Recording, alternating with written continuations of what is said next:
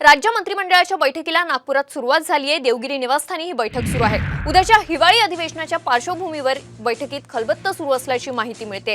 राज्य मंत्रिमंडळाच्या बैठकीला नागपुरात सुरुवात झालेली आहे। उद्यापासून नागपुरात हिवाळी अधिवेशन आहे आणि त्या पार्श्वभूमीवर या बैठकीला सुरुवात झाली आहे। याबद्दल अधिक माहिती देत आहेत आमचे प्रतिनिधी सूरज सावंत। सूरज, काय अधिक अपडेट्स?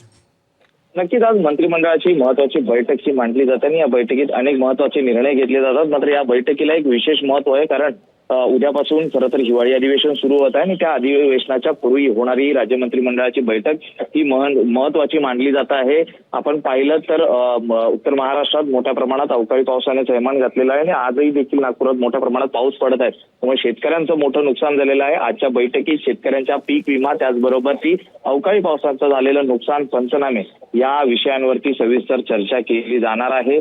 त्याचबरोबर अधिवेशन सुरू होणार असल्यामुळे मंत्रिमंडळ बैठकीचे कार्यवृत्त कायम करणं हे देखील एक प्राथमिक जबाबदारीने ते केलं जाणार आहे।